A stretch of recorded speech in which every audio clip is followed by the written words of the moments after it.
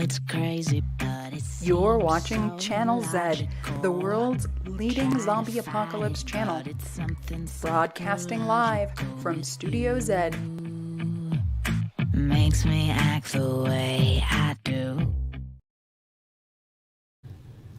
Welcome to Undead Live, reporting from the front lines of the zombie apocalypse. We have your back morning, noon, and night, whether you're dead, undead, recently deceased, or fully alive.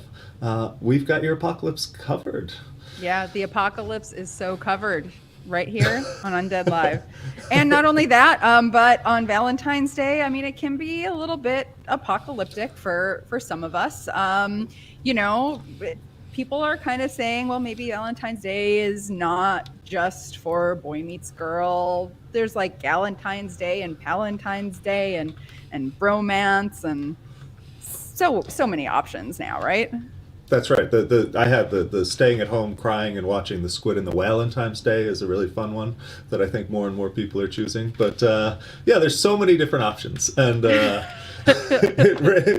hooking up with strangers in Scottsdale and Tynes Day, right? That's a good one. So there's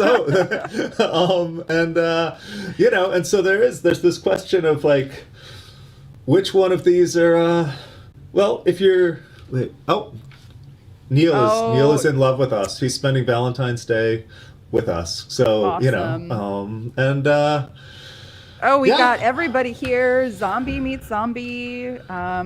Joe's fully alive, he says. So yeah, we've got everyone. So we've got so happy Valentine's Day, everybody. And so today we want to talk about all the ways that you can enjoy all these different types of Valentine's Days, right? Yeah. And maybe some of the pros and cons of different options that people have. So I know for me,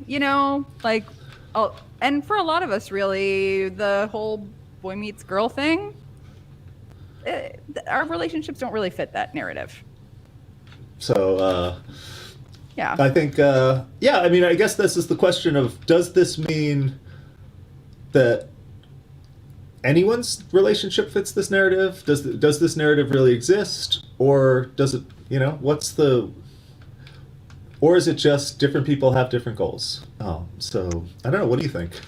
I think that it is really amazing that people in general are moving away from just male gender roles, female gender roles, and so men and women have to be together in this kind of way, and being like, okay, well, maybe for some people these gender roles don't even make any sense. Maybe some people want to just live outside of this socially constructed idea of what romance and relationships would be. So I'm really excited about the guests that we have today, because I think they are really helping to push some of these boundaries around our intimate relationships and what that means, and thinking about love in a more inclusive way that includes manipulation that you enjoy, because I mean, it should, right? Why are we not talking about enjoying being manipulated more?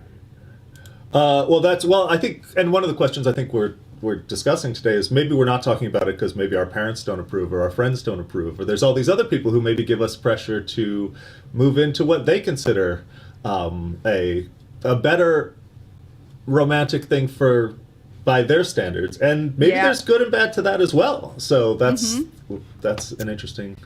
Right. You can enjoy being manipulated by your love, or you could enjoy being manipulated by someone who's trying to get you to fall in love or not fall in love with somebody else, or not be with someone who you love. There's a lot of manipulation. Let's be honest. There's very few things. I think any of us who've been in a relationship and had parents, there's very few things that are as enjoyable as having your parents tell you how you're doing things wrong, right? That's really truly one of the best things in the world. So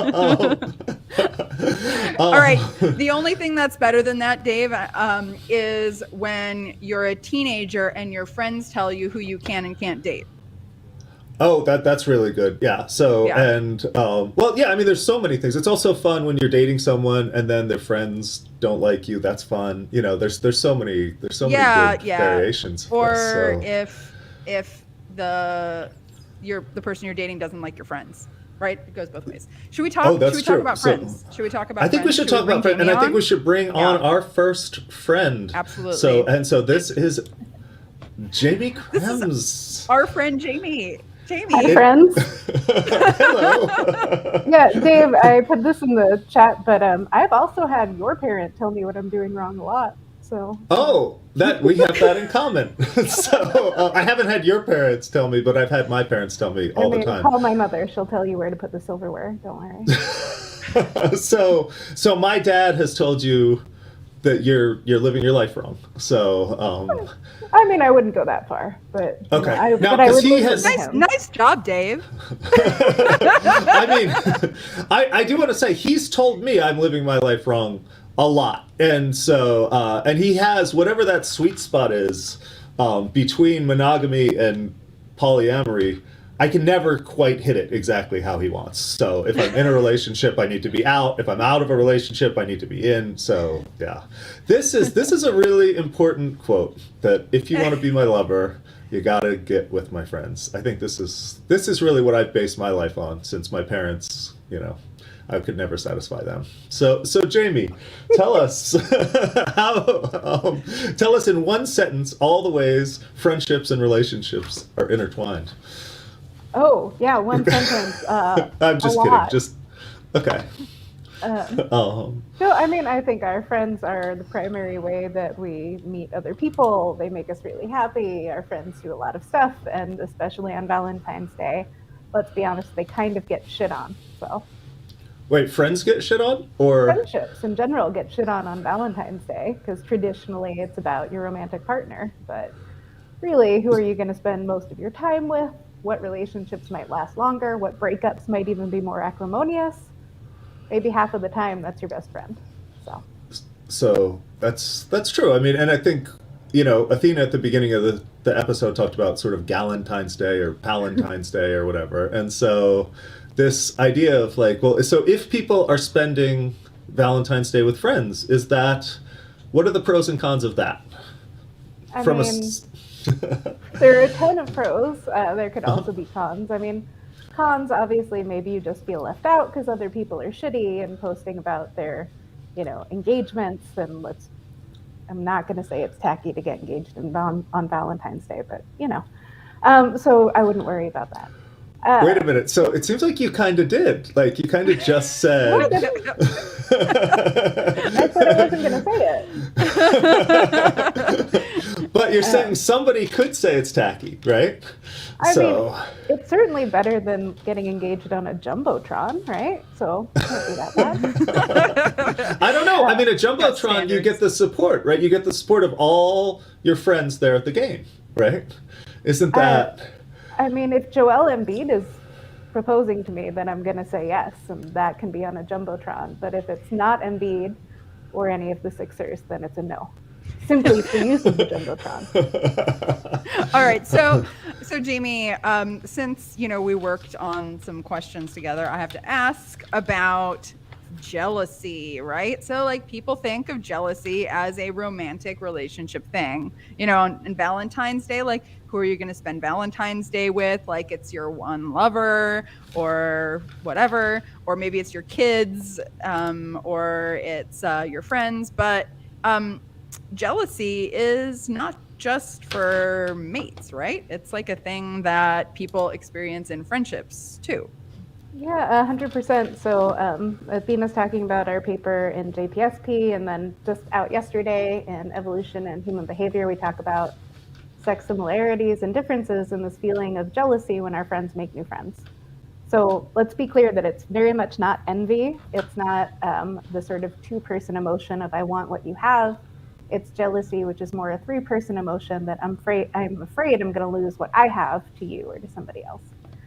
And we love our friends. We don't want to lose them to other people. And jealousy is a pretty normal emotion for children and adults, not just effed up adults, like very normal, high-functioning, happy, healthy adults to feel. Right. There was this whole idea for a while that like you're immature if you're like jealous of your friends, but immature. Oh, sorry. But you're saying no. But that's actually a very normal thing. Like if one of you, let's say your best friend is spending a lot of time with somebody else, and you're like, like that's normal. Yeah, so to the extent that spending a lot of time with that person is a cue that your best friend might be replacing you with that other person, you should feel jealousy. If they're just spending a ton of time together because, they're carpooling or working together and it's not a threat to your relationship, then you won't. But it's pretty normal to feel this emotion. It's not the result of Western capitalism. It happens across cultures. It even happens, or the behavior linked to it happens in some non-human animals. It's not because you have low self-esteem. It's not because there's something wrong with you or you're immature or you have wrong ideas about friendship. It's because you love your friend and you want to keep going and be each other's number one.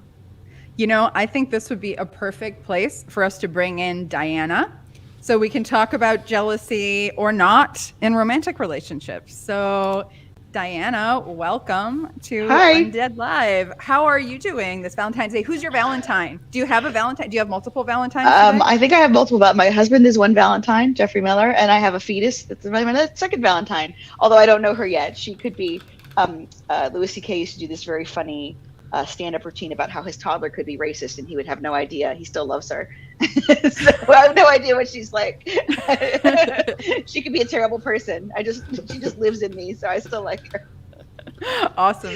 Diana, looks like you've got some fans here saying that it's great to see you back, and everybody wants to know how it's going with training your boyfriend. Or do you now need to change the title, How to Train Your Husband, or is it going to stay How to Train Your Boyfriend? I think husbands mean that there's some sort of training that's already happened. How to Train Your Boyfriend's going along very well, and I'm should be under contract, and it should be out next year sometime.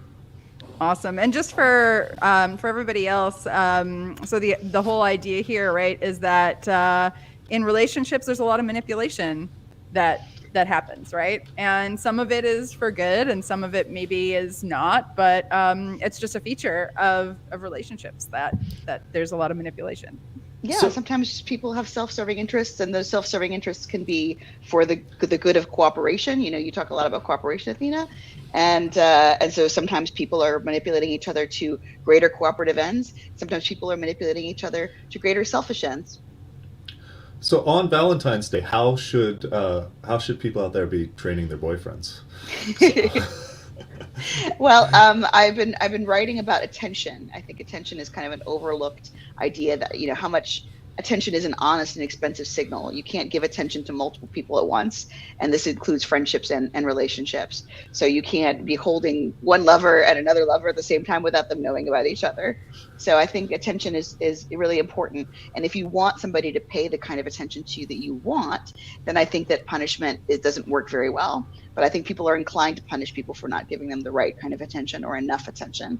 And you see this in all kinds of different relationships. I think there's sort of this idea.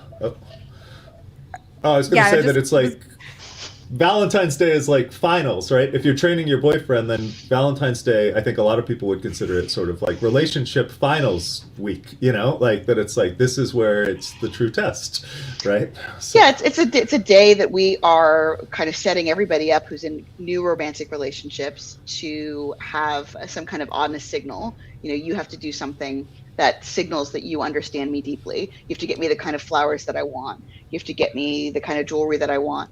You can't just like do something random. And if you're not conscientious enough to make restaurant reservations ahead of time, you're not going to get restaurant reservations. So there's a lot of obstacles in the way to make the right kind of signal on Valentine's Day, which is part of why I don't really celebrate it. It's really uncomfortable to like try and get that sweet spot between I like you as much as you like me. I don't like you less because then I'm an asshole, but I don't like you more because then I'm needy. That's very anxiety inducing in any sort of gift giving situation, which is why I hate giving or receiving gifts. But. Right. I'm guessing that I just made a joke about sort of relationship, Valentine's Day being finals for boyfriends, but it's probably Valentine's Day might be finals for everyone in a relationship in one way or another, right? Like there is this heightened sense of like, is this person, how are they going to respond to this gift? How are they going to, are they going to want to spend time with me? So striking this balance, and that's in traditional boy-girl relationships, which we're sort of saying is not the only thing out there. Right? Yeah, Diana, what is Valentine's Day like when you're polyamorous? Well, I mean, I know a lot of polyamorous people, and Valentine's Day is a day that they try and obviously spread themselves among the various people that they're dating. But most polyamorous people I know don't really hold Valentine's Day to a high standard. But there is always some jockeying for position. I definitely know people who realized that they were not as important as they thought they were in someone else's life when that person decided to spend New Year's or Christmas with someone other than them. So I think Valentine's Day also represents kind of this honest signal about who you decide to spend it with or not spend it with, or what kind of attention you get on that day. But I think if you're doing things in a way that is, honest and clear to everybody, hopefully if you're doing polyamory right, nobody's surprised by the amount of attention or lack of attention they get on this day. And so if we kind of come back to this whole issue of like jealousy, is that something that like comes up more on these days that are special, where it's like you have to make a decision about who you're going to spend that with, whether it's Valentine's Day or any other holiday where, there's a decision to be made? Absolutely, yeah. So with Christmas and with New Year's, it's a little bit about, are you choosing or not choosing to introduce this person to your friends? I read somewhere that breakups really increase around Christmas and New Year's or especially before Christmas, because people are making that decision about, okay, am I going to introduce this person to my family, or am I going to step out now? And I imagine that Valentine's Day probably has some kind of fraughtness. I don't know if people are more likely to break up before Valentine's Day. It wouldn't surprise me, because somebody's trying to make the cost benefit analysis of how much attention and time they're really going to spend with somebody. And you could just be really clear with each other about what you want, rather than trying to figure it out and maybe possibly disappoint somebody very deeply. Well, so because going back to even this idea in all relationships, right, of if, like you were saying, well, Valentine's Day, you weren't saying this, but you were saying a lot of people don't like Valentine's Day.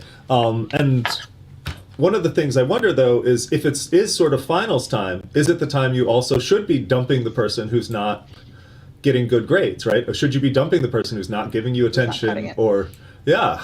So should we have these? Should we actually have these sort of metrics where we say, all right, you didn't buy me roses, goodbye. This is the thing, is that what sometimes happens in relationships is somebody's not getting the kind of attention that they want. So let's say I'm with somebody, we're dating a few months, it's Valentine's Day, and I had an expectation that was unspoken about what was going to happen, that I was going to get taken out for dinner, that something romantic was going to happen, and then none of that happens, right? What happens a lot of times in those kinds of relationships is, instead of taking information as an answer, okay, I got information from you about how important I am, and that information is necessarily honest, it's a revealed preference about what you want to do with me. Instead of taking that, you can have hours-long conversations where you try and extract, promises of romantic commitment from somebody, and that's, I think, something we see a lot, is this extraction. And it's a little bit like, I think I compare in my book, I compare this to kind of the torture to the CIA. The information that you extract under duress about, okay, you didn't buy me flowers on Valentine's Day, do you really love me, is not going to be honest information. Not getting you flowers is honest information. What you extract as a penalty for that is not.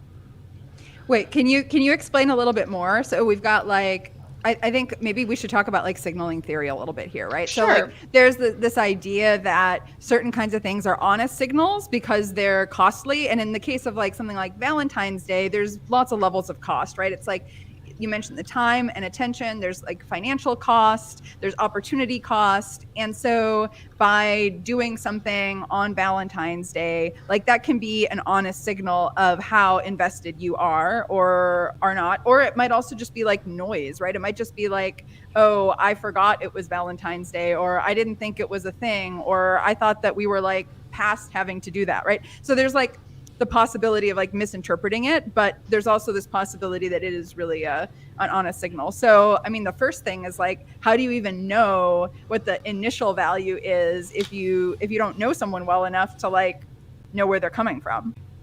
Yeah. So honest signals are, so if somebody tells you I love you, or you mean a lot to me, or they, text you all the time, that's a semi-honest signal. Someone takes care of you when you're sick, or buys you expensive things, or does something that takes a lot of conscientiousness. That's a more honest signal. And you see this in the animal world as well. I think of coy females, as they're called, in the animal literature. They don't have language generally, so they can't really take these cheap signals. But a peacock's tail is an honest signal. If you're a scorpion fly and the male brings you a fly to eat, that's an honest signal of his ability to provision you. And there's a lot of dishonest signals that happen with humans, much more so than with other animals. So on Valentine's Day, it gets even more difficult to signal because everybody's trying to signal at the same time. There's a scarcity of resources. And I think that what happens is people can be disappointed by the kinds of signals that they get, the kinds of commitment signals that they get. And this is why we keep talking about communication, is that if you don't tell somebody what you really want, on the one hand, you actually might get a more honest signal because you'll see what they'll do in the absence of any information about how little you would be happy with. Right. I mean, yeah, we had a comment from Neil that effective and efficient lines of communication, that doesn't sound very romantic, right?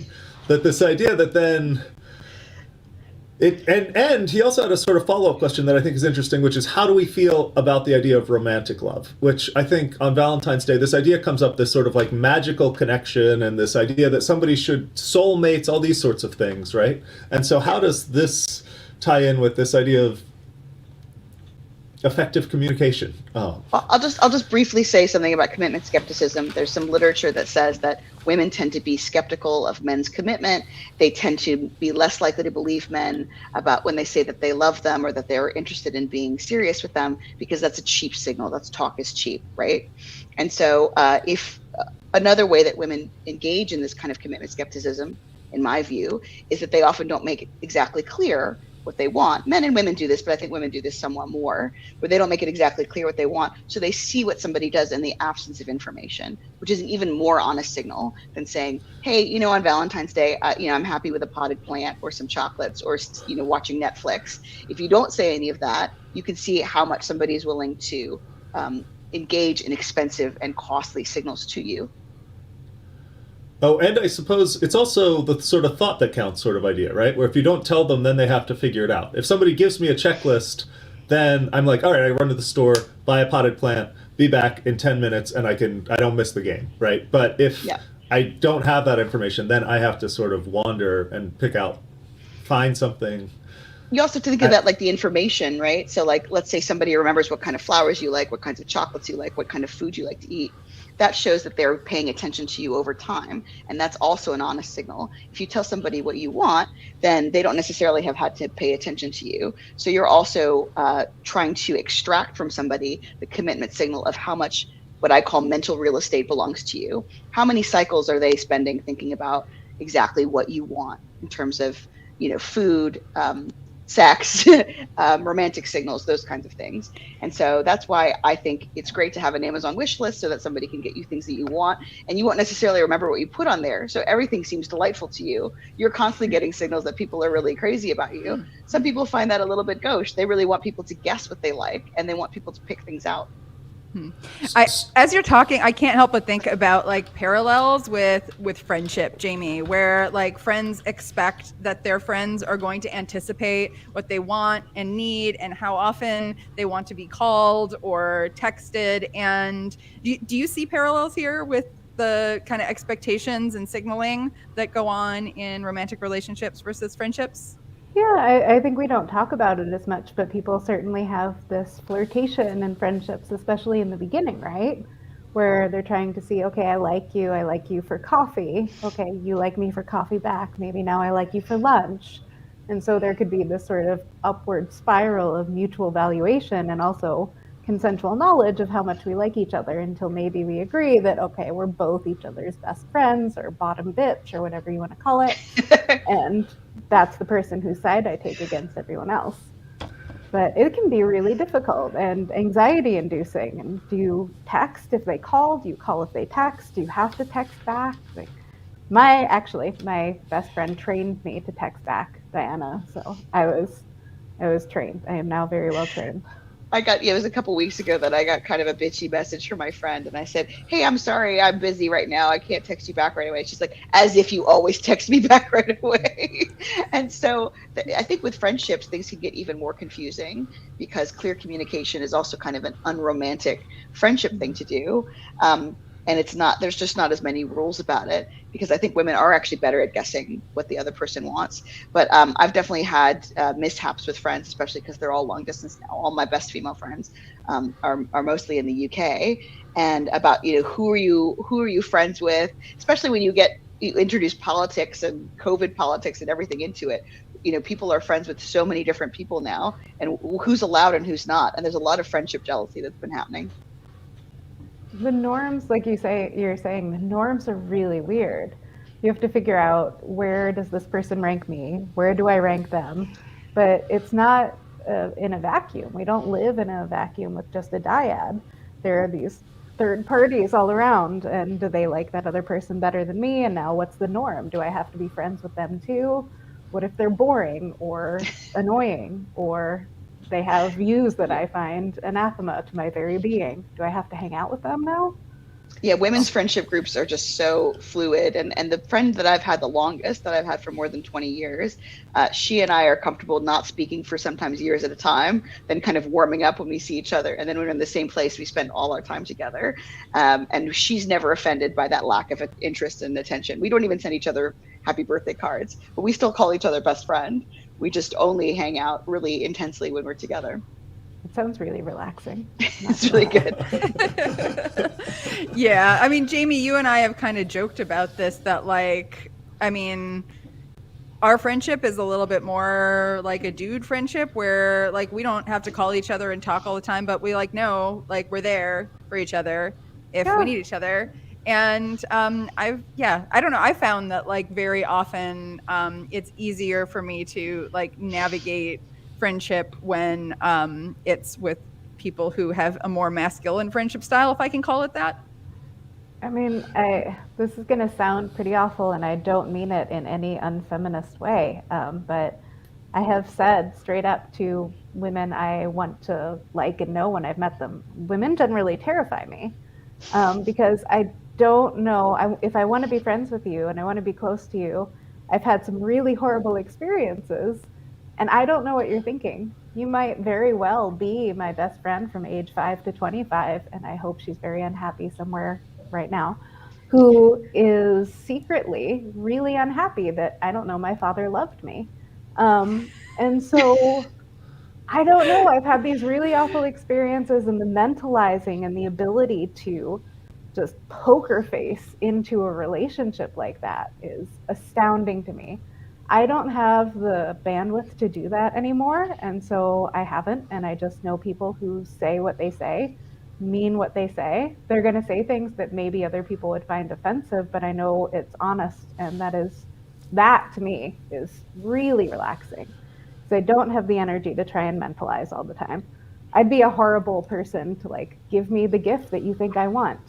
No, I'd fail. I gotta say, there's a lot of manipulation in guy friendships too, I think. I actually think if I were to think about my friendships, because they've all involved at least one guy, there are sort of two different types. There's one that's really goal oriented, which is we climb together, right? And I don't care what this person says, because they show up and they belay me when I want to climb. And I feel like that's sort of that goal-oriented friendship can get through a lot. But then there are also those sort of status hierarchy-based friendships where the friends will compete and they'll badmouth. Guys will do that kind of stuff too. And so, so it's out there. I just, sorry. Okay, so Tanya Reynolds at the University of New Mexico, she talks a lot about female friendships as being an information economy. And so whether or not somebody belays you on a rock, that's a very simple, I trust you, you trust me, and your life is on the line. It's a very clear signal. But what information and what gossip you have to share, what you disclose about yourself and what you disclose about others, that information economy that women often use to rate the currency of the closeness of relationships is so much more complicated.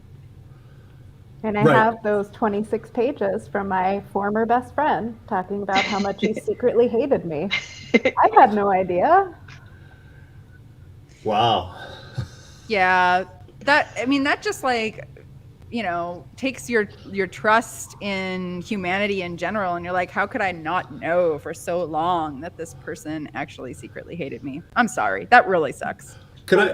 But Yeah. Screw them. That's what we'll take away from it. And maybe I should delete that from my computer. Oh. So this actually is another thing, I think, going back to this information, and knowing the things about people in relationships. I feel like you start to learn people's pain points, right? In friendships, and I know, Diana, you said that punishment doesn't work, but I feel like in romantic relationships, I've had a lot of times where people they know exactly what to say to drive home, how to make me feel terrible about myself because I didn't do the thing they wanted, right? I'll tell a birthday story. So punishment does work. So I was dating this lovely guy, and his family is not very gifty. And so it was my birthday, and he bought me an ebook, and there was no card. It was just an ebook. So there was nothing tangible for me, and there was nothing that said I love you on it that I really wanted. And so I didn't think that I gave him that hard a time, but I was very upset, and I gave him a hard time for probably 25 minutes. And the next year, he gave me this beautiful jewelry set. But what I found out was that he visited the jewelry store 3 times. He agonized over the choice. The woman at the store knew who he was. And when he gave it to me, he felt relieved, but he didn't feel delighted to give me something that I loved. The whole time he was really fraught about it. And I realized that I had tortured him into giving me a romantic signal the following year. And it was a punishment that lasted the whole following year. And so that was the kind of attention that I wanted superficially, but actually it wasn't really the kind of attention I wanted. I didn't want somebody to feel so anxious about getting me the right birthday present for a month that they tortured themselves. I wanted somebody to give me something because they wanted to make me happy. But you got something because they didn't want to make you unhappy, right? That's exactly. It's different. Yeah. Exactly. So this is the same thing as if you want somebody to give you romantic attention or to pay attention to you when you're talking, you can punish your way there, but the kind of attention you get is going to be mixed in with resentment and anxiety, and it's just not going to feel as good to get that kind of attention. That makes but it does work. Yeah. So we're kind of coming to the end of the show, but we've had some comments kind of about dating in the apocalypse, dating in crises, and also, I mean, we can bring it to in intimate relationships where there's love, whether they're friendships or dating relationships, whether they're boy, girl, girl, girl, boy, boy, non-binary, and whoever, or multiple people. So how do you, in a crisis, what are your best tips? Jaimie, do you want to start with general friend, intimate relationship tips for the apocalypse? I mean, the best advice I would have is to realize that everything that you want in a friend is indexed to the self, by which I mean, we might say we want our friends to be kind and trustworthy, and we don't want our friends to be vicious bastards, right? And that's what the literature says too. But in reality, we want our friends who are going to be kind and trustworthy to us, and more kind and trustworthy to us than other people. And in fact, we want friends to be vicious bastards to people we don't like. So I would say be honest with yourself about what you want and realize that you want somebody who puts you first. All right. How about you, Diana? Yeah, I totally agree with Jaimie that this is how we want about everybody. We want somebody who's kind and loving to us. We don't want somebody who's kind and loving and generous to everybody. This is actually really something that comes down to polyamory as well. I want a very generous husband. Oh, I really want a generous husband to me. I don't want him to be generous to other women and other families or come home to find a homeless man on my couch. I want generosity to me specifically. But you also have to think about what's important to you in relationships. So for me, disclosing to my female friends is not super important to me. I want somebody who is actually really able there, to provide practical advice and to have my back in that particular way. And so you have to also think about what friendship currency, what romantic currency is going to make you feel most satisfied with your personal relationships. I accept anything by Celine, but Phoebe Philo era Celine, and that would make me feel loved, in case anyone's listening to that.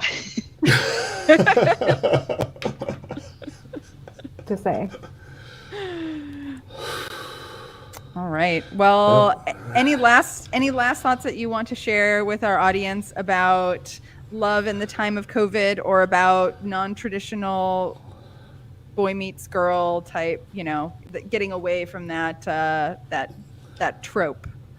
Romantic love is just a tiny sliver of the love that's on offer and available. And while it's beautiful and intoxicating, it is not the be all end all. It is the most celebrated kind of love in our society, but it is in some ways the fast food of love. And you have to think a little bit about what kinds of other love you want to curate and how you want that love to look, rather than being so intoxicated by that in love, limerent, romantic feeling. I love that. That's awesome. Yeah, I'm going to cultivate love for what you just said, because I think that will feed me longer than just a little, fast food French fry of romance. So, well, thank you guys so much for joining us. I hope you guys have a very happy Valentine's Day. And I hope everyone watching has a happy Valentine's Day. Athena, anything you want to say to our viewers? Just want to say, don't forget, this is your place, Undead Live, because we've got the apocalypse covered. Happy Valentine's Day. Happy Valentine's Day. Oh, it's crazy, but it seems so logical. I can't deny that there is something supernatural with you.